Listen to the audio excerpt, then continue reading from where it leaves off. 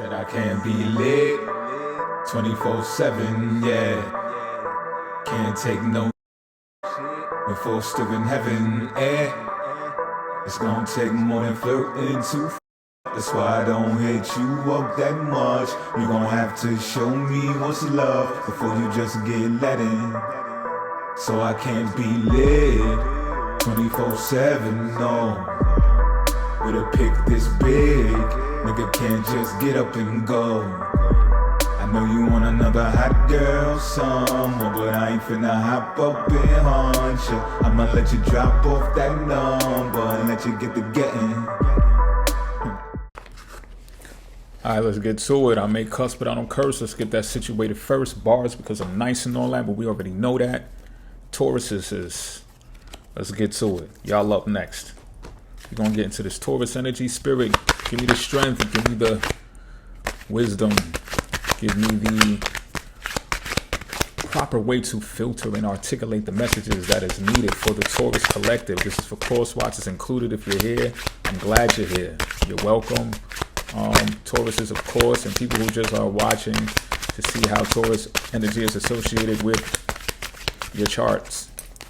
All right, we're gonna get into this. There we go. This is the blind spot deck, by the way, y'all. So when I pull this deck, I'm usually trying to look into the psyche of the energy and see something that may be overlooked about that energy at this particular time. All right, the blind spot that we're not perhaps seeing, and maybe you are, or maybe it's submersive, maybe it's subconscious. This is the number 51. Let's look at this sigil. See what you can get from that. Maybe something with music. I see a lot of music in there. Keep it a beam with you. I see a lot of music, yo. 51, the number may mean something to y'all. The number 6 may mean something to y'all. Make it fit the way it's supposed to fit. Pause. If it fits. Pause again. That's crazy. But let's get the definition. Let's see what it has to say. Belief. Taurus energy. Belief, y'all. If you have drawn this sigil in this situation, ghetto, right? In this situation, it is belief that you are not seeing clearly enough that is in charge of you at this time. There is nothing more dangerous than a belief. A belief is a cognitive bias. A belief can cause someone to start a war, kill themselves, ruin a relationship, never go for what they really want, or do all the wrong things for themselves or someone else thinking that what they are doing is right. This list goes on and on. If a thought is repeated often enough, we usually end up believing it to be true. We adopt beliefs from people who adopted those beliefs from other people who adopted them from other people. With so many of our beliefs, we do not even know their origins. We don't actually know if the beliefs we hold are accurate or not. And we tend to believe things because many other people do. We construct beliefs due to our experiences. These beliefs are stories we tell ourselves to make sense of things. But yet again, we don't know whether or not these beliefs are accurate, and yet we live our lives according to them. We also tend to search for and only see information that confirms the beliefs we already have. We hold on to beliefs long after they have been disproven. If we are presented with two ideas, one that is difficult to understand and process and one that is easy to understand and process, we tend to believe that the idea that is true is the one that is easier to understand and process, because if it is easier to understand and process, it must be true. This means so much information abounds in our lives and we are operating in such a cognitively limited way that we often cannot see the truth of a given situation. When you are in a situation that is causing you to experience strong negative emotion, you may have the perfect opportunity to discover your negative core beliefs. You can do this by chasing every statement you have with two questions. Why would that be a bad thing? What would it mean if that were true? For example, you may be in a situation where you are afraid of failing at something. The statement, I am afraid I will fail, is not the core belief. It is an emotional reaction to the actual core belief. You can drill down and find the core belief by asking, why would that failing be a bad thing? Okay, I was going to say, like, can you give an example, please? Because this is pretty rough stuff you're describing here, author. The answer may, okay, hold on. You can drill down and find the core belief by asking, why would that failing be a bad thing? The answer may be, I will look stupid. You can then ask yourself, why would that looking stupid be a bad thing? The answer may be, other people will think I'm stupid. Then ask yourself, why would that other people thinking I'm stupid be a bad thing? The answer may be, I will be rejected. Then ask, what would that being rejected mean to me if that were true? The answer may be, I will feel worthless and be alone. Then ask, why would that feeling of worthless and being alone be a bad thing? The answer may be, I will never be happy if I am alone. Then link the first statement to the last to see the belief clearly that is currently at play. In this scenario, it would be, if I fail, I will never be happy because I will be alone. This is some deep shit, yo. The negative core belief in this, excuse me. Okay, I read that part already. Often there is more than one layer to a core belief, and it is different for different people. So another person might have the same fear of failing, but they might hold a different core belief behind it. When you find a core belief within yourself, the belief itself may often sound totally illogical to you. It may even seem ridiculous to your logical mind. It's good when you have this reaction to a core belief because it means that it will be easier to start to introduce thoughts that are the opposite of that belief. It's easier to talk oneself out of a belief that seems ridiculous than one that makes sense. But you must realize that even though it seems ridiculous, it has been a belief of yours and it has rendered physical manifestations to match it. So it's a core belief that is affecting you greatly and preventing you from feeling good. Uncovering your core beliefs is a process that takes some time and practice. It's not easy to get past the surface layer of our thoughts, feelings, and reactions to find the beliefs that are beneath them, but it's a highly beneficial exercise. Once you identify your self-limiting core beliefs, you can look at them and decide what you would rather believe. You can work on changing them one by one. Before you begin to do this, I want to give you an analogy that will help you understand how beliefs work. I want you to imagine a table. The top of the table represents the belief itself. The legs of the table represents evidence that you are using to support that belief. And then picture that there is super glue that secures the table legs to the floor, and that super glue represents the emotional payoff for keeping the belief. In order to replace that belief, you will have to do the following. Decide if the emotional payoff makes keeping the belief worth the harm that the belief causes. If you decide that the emotional payoff of keeping that core belief isn't worth it, and that you are ready to replace it with a different belief, that decision dissolves the old belief from sticking to you in the same way that you would dissolve superglue, which keeps the legs of the table stuck to the floor. Next, you have to knock the legs off that old belief out from under the table. You can do this by shooting holes in the evidence that you are using to support your old belief, and do it to such a degree that the evidence no longer holds true. When you have done this, the top of the table, which is the belief itself, will fall because it will no longer have any legs to stand on. Now you get to decide on a new tabletop you like better, and you do this by picking a belief you would rather believe. Then you have to build new legs under the new belief to support the tabletop, meaning you have to go looking for new evidence to support your new belief. Finally, you have to add superglue that will secure that new table to the floor by finding the emotional payoff for your new belief. You then start enjoying the fruits of your labor and the payoffs of your new belief. If you have drawn the sigil, one belief or more that you are holding is making it impossible for you to see what is true. Unless you become aware of it, you will be acting on misinformation. You must identify, question, and potentially replace that belief.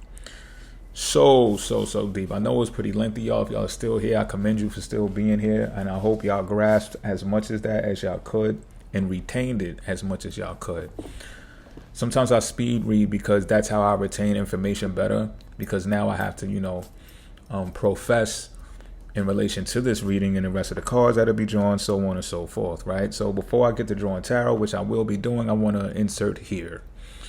I'm a Pisces, so strong belief is associated with Pisces. The theme for Pisces sign is I believe. So y'all know we've been called delusional, crazy, head in the clouds, all types of names regarding to that. And not for nothing, with this new age, and people are starting to say that they like being delusional. You know what I'm saying? I chuckle. However, at the same time, I'm a Pisces, like I said, so you got to understand what comes with that sometimes, you know? And sometimes is the fact that, and I think we actually are able to deal with it better because we're mutable than Taurus would, is what I'm saying. Because Taurus is fixed energy, is that sometimes we change our minds. Sometimes we change our beliefs. And it is, like they said, the super glue based on the payoff of the emotion.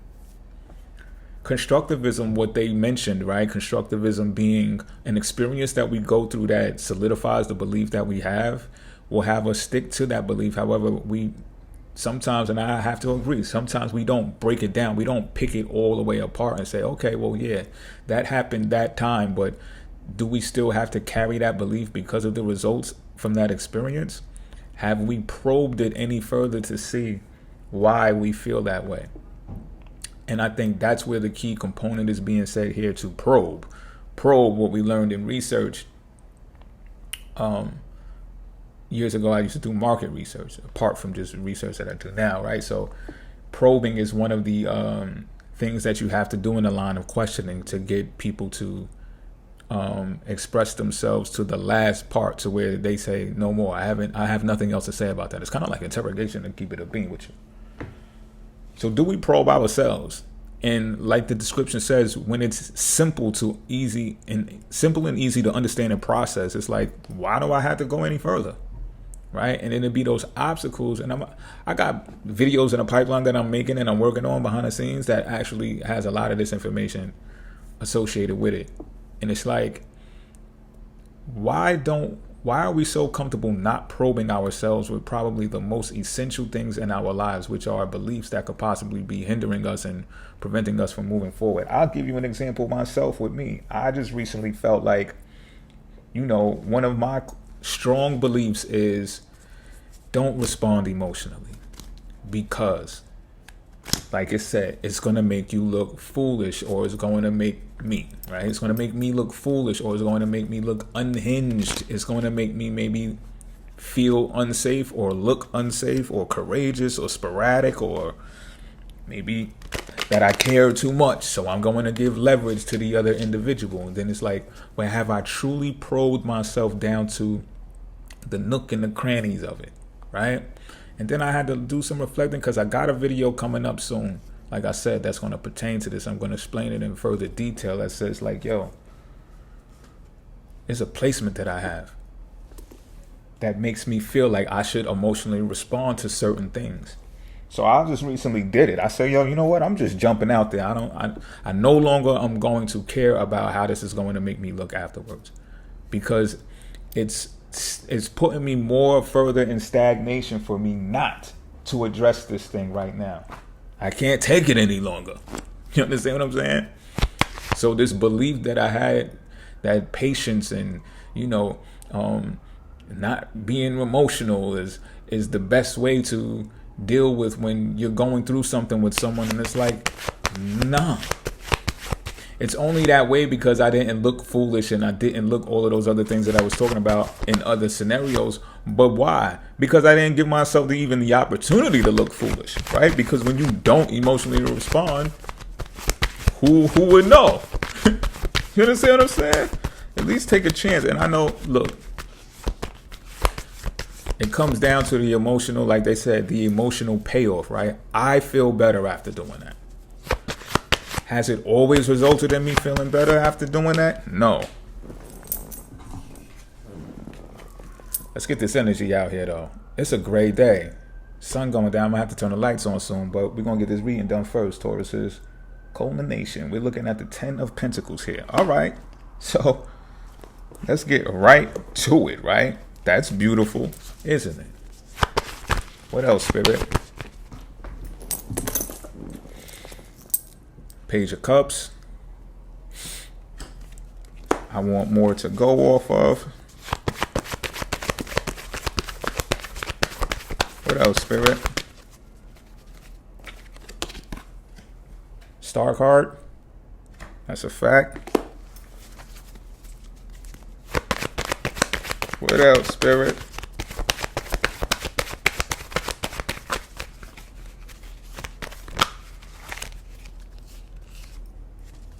Five of Pentacles. And what's this other card? the Four of Wands in reverse, though.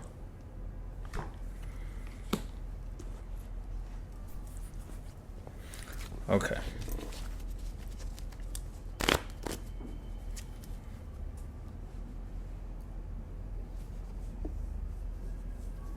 Right at this moment in time, you should be focused on your money and nothing else. Some of you most of y'all I'm feeling are. Most of y'all who are cross-watching and have Taurus in your charts, wherever it's at, you are also dealing with finances. Learning new ways to invest your finances that's going to be beneficial to you. I'm strongly feeling the stock market because the sun is in Leo right now. You see, I just love having all of this knowledge and at the access at my fingertips, because this makes the readings much more potent to me. And I'm okay. All right. So I'm strongly feeling that cross watches that this reading is associated with you too. I feel also that some of y'all are so conservative that stock market is not really your thing. You'll invest in yourself probably before. You'll even invest in a friend or a family member that got their own business before you would take the initiative to invest in the stock market, I'm hearing. However, what I'm being shown and being told to tell you is that you'd be surprised the type of windfall that you'd experience if you didn't invest in. And if it's not directly related to the stock market, then it's something related to something that you've seen like ads for, or like bookmarked, like, yeah, I might just put my money in there, or so-and-so told you about it, maybe it's crypto or something, and you've been pondering on it, but you still haven't done it. And knowing y'all, or knowing the fixed Taurus stubborn energy, you probably won't. What I'm being showed here is telling me to tell you, like, that's where the Ten of Pentacles is going to come from. It's coming from. Some of y'all have done it already. Few of y'all, a smaller percentage than most. Now, I feel like all of the cards drawn after that is outside energy. So first of all, someone who's going to notice that you have done these things, and I'm talking about people that can emotionally pick up on it, but like sonar, like dolphins and aquatic mammals, they communicate using sonar. So water sign, I'm strongly feeling, Page of Cups, right? They're going to be using their emotional intelligence and their psychic abilities to be able to tap in, to feel the diligence that you've put into this area of your life, largely associated with finances. Of course, it's going to be building a sense of security. Not only a sense of security, but I feel more that they're more drawn to the diligence that you put forth into being focused on it. They're going to love that and want to come comfort you and bring you ideas, toss you ideas that can assist you in whatever it is that you build with the financial windfall that comes from this. You're going to get some unexpected money. I don't know exactly where it's coming from, like I said, but it feels like investment or some type of investment vehicle. Maybe a credit card in the mail that just is like, I didn't order this. And they just like, yeah, you just earned this amount, you are rewarded this. And it's not those, you're sub approved or some shit like that. No, this is the real deal. And I butchered that word, but y'all know what I'm talking about, right? Something like that. And it might be a windfall. Some of y'all got your own business. The sales are about to increase. But this is a psychic individual that's going to be coming to you, tossing you ideas. Now, some of y'all could be stubborn in whatever area that this is in, right? And y'all may let their ideas bounce over you, or you may look at it as nobody asked you, or you may look at it as, and not saying that you're even going to communicate it that way, but you may look at it as this.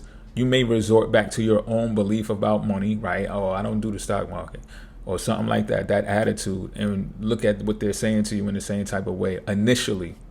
But it's being shown here that this person is cooperative, and because they're psychic, they may be onto something.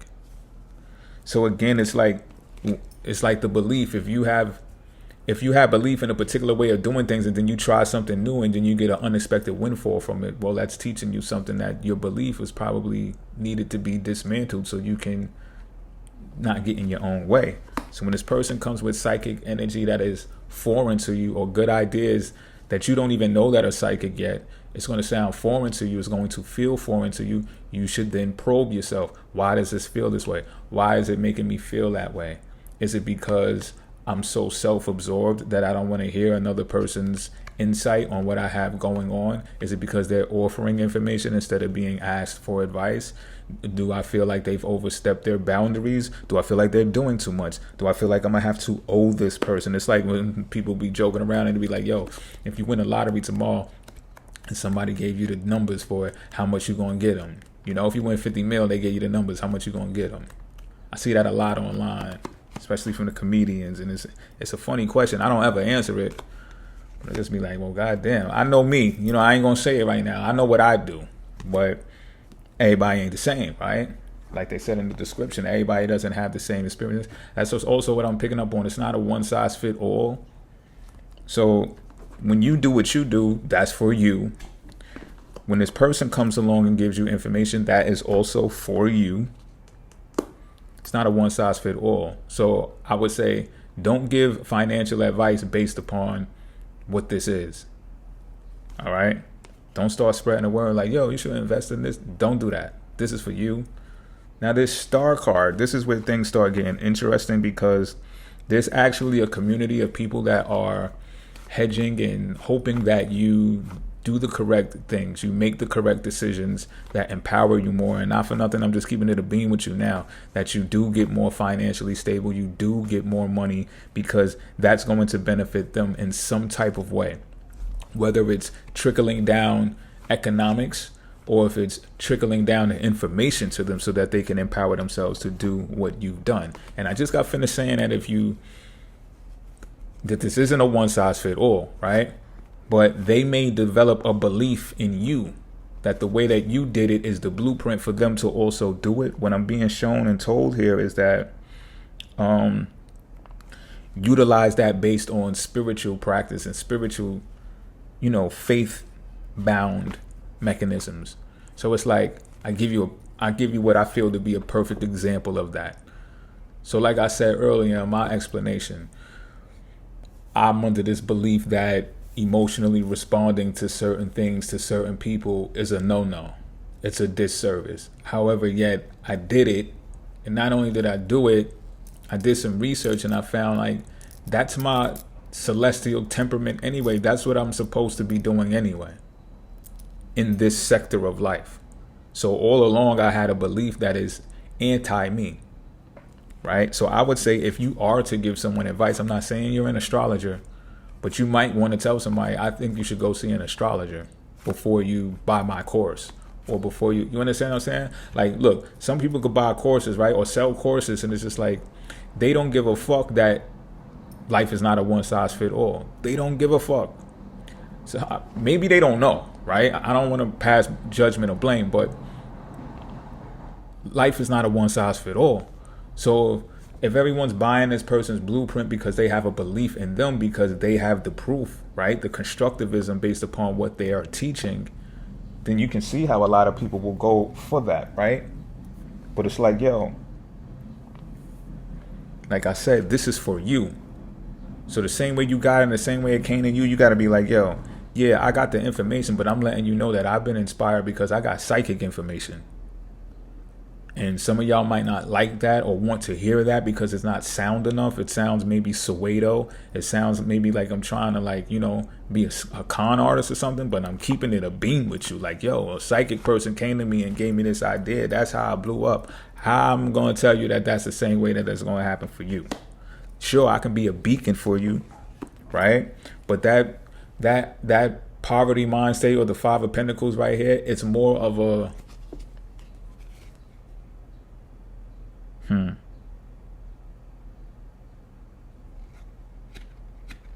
This is just the conditioning of the people that I feel that are watching you. The majority of the people that are watching you. And not for nothing, they may have more material stuff than you. But it's like You can't, when it comes to spiritual bankruptcy, there's a difference, right? Abundance is different. Abundance is like a melting pot. So this poverty is more of a mindset I'm feeling of the people that follow you, the people that subscribe to you, the people that look up to you, to the people that believe in you. And I feel like that's more of the reason of why they are looking towards you to be more empowered. Because not for nothing, I'm also feeling that they pick up on how you deliver the message and deliver the information. I feel like they know that life is not a one size fit all, but you're very direct and stubborn in your approach to things as well. And you've been through things yourself.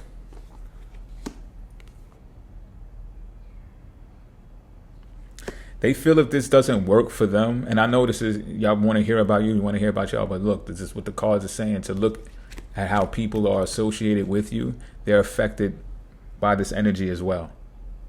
And they're starting to feel hopeless. They're starting to feel bogged down. They're starting to feel like if this doesn't work for you, then this is going to somehow affect them and their home lives and their families and things of that nature.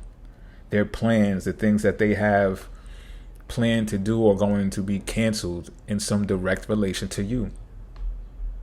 It's a community, so I'm feeling big on the whole. Whatever you're doing and people are following you, this could be an online community. You could be doing community work. You're being required to really make the right decisions. I know there's a heavy responsibility on you to make the correct decisions right now. Even if you're just a beacon, bars. Let me get messy a little bit.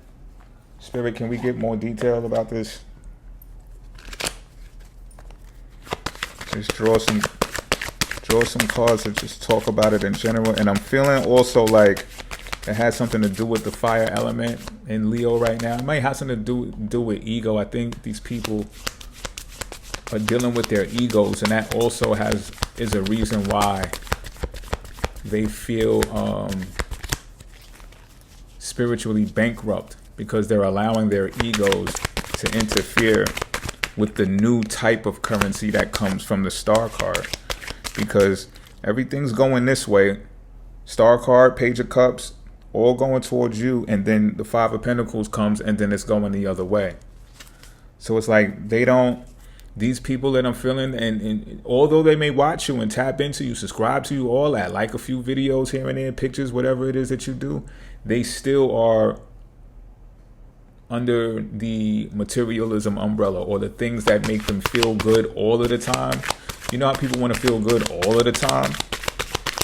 Hedonism. But until the hedonism is not hedonism no more, because it no longer makes them feel good, so it can't be pleasurable anymore if it no longer makes them feel good, right? It's like someone who gets high and then they're like, man, I don't even feel this shit no more. And they're like, yeah, you're immune to it. You do it so much. I'm picking up on those vibes. And that's probably why they subscribe to you and look at you, because they're looking for a way out. You bring them some type of hope. You bring them the hope card, but it's better to watch you vicariously, is what I'm picking up on, than to actually do the work themselves.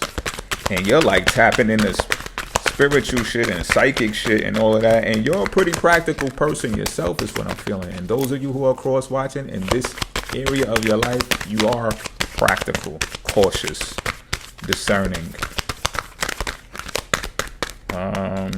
Spirit is very stubborn with these cards. I'm gonna stick a divine hand in and get it myself. Stuck, dead end, frozen, stagnant. See what I'm saying?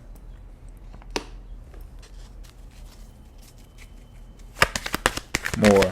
Probe. Why are they stuck, stagnant, frozen? See? Probing. We gotta probe, because, okay, why are they stuck, stagnant,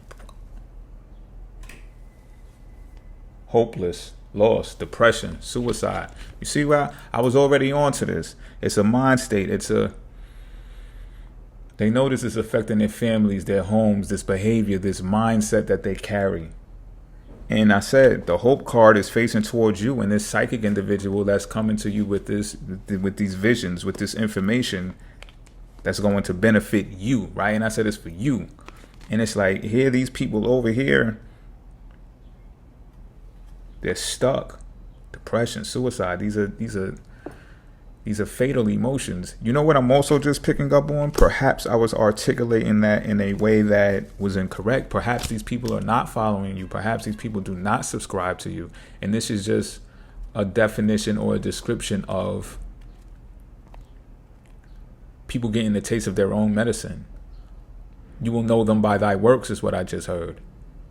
Meaning they can't look that way and follow you. Why? Because the hope card is looking that way and following you in this psychic person.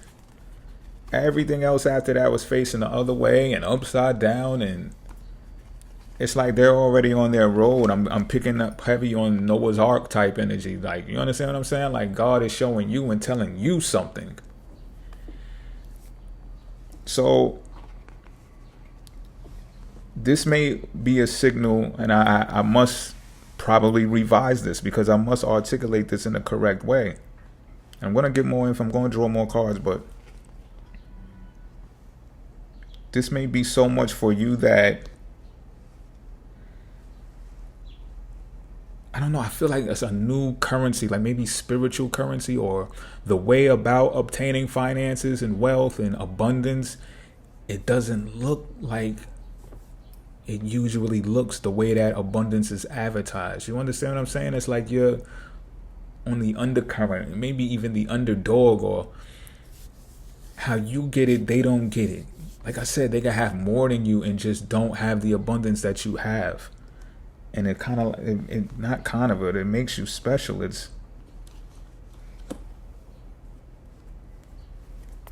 I want more messy details. Clarify. This really feels like it's singling you out and the Taurus energy out. This is what it's starting to feel like. Spirit, clarify the star card. Why hope for the star card on the Taurus? To follow your dreams. Look like there's going to be some waves crashing, and I don't just mean on the beach, baby. Let me stop. But it's possible. Following your dreams, making up your mind, and believe in yourself. Believe in yourself. You see that? This card, belief. Some people's beliefs have them stagnant, stuck, dead end, frozen. They are now hopeless, lost, depression, suicide, even with their own money. I'm picking up heavy on people who make 150 grand a year that are living paycheck to paycheck. Are they poor? Not according to the standards and the thresholds. But their mindset, when their alarm clock goes off at 6 a.m. on Monday in comparison to yours, I think it's a whole different energy. That's what this is about. And you may sometimes, like I said, be skeptical. Psychic. Who's this psychic bringing me information? You should do this. Maybe you should try that. You should try this. And it works for you. And you just over here like minding your business. You're not following the herd or none of that. And the next thing you know, like, you're believing in yourself. Wow, I followed through on some information that was just given to me. You might even call that person back up like, yo, you tell anybody else this? Nah, I thought it was specially tailored to you. That's why I told you. Who are you? Who sent you? You don't even gotta ask anymore. You know who sent them.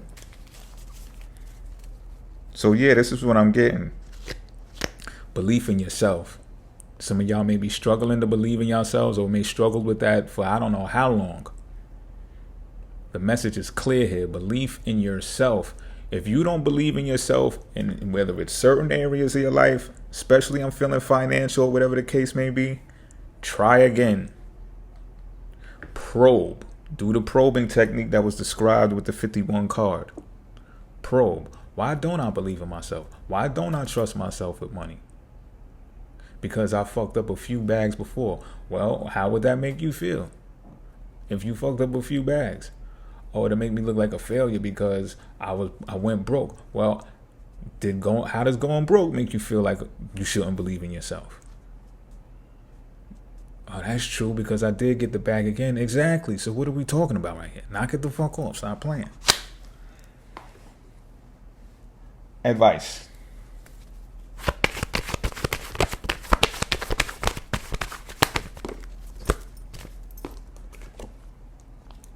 It's the Hermit card. It came in reverse though, y'all. It came in reverse. So this is about coming outward. It's not about going inward right now. It's about coming outward and shining your light outward. And not for nothing, which is wow, right? It's also about accepting help. This Page of Cups, this person, put it this way, this person may not look like an executive in your area. They might not have all of the accolades. They may be a junior, a student in that area, but you are being asked to actually trust in the help and the assistance that they are giving you with this Hermit card in reverse. This is going to reintegrate you into society, and I feel that it's going to be done in a way that is healing, reflective of the Star card.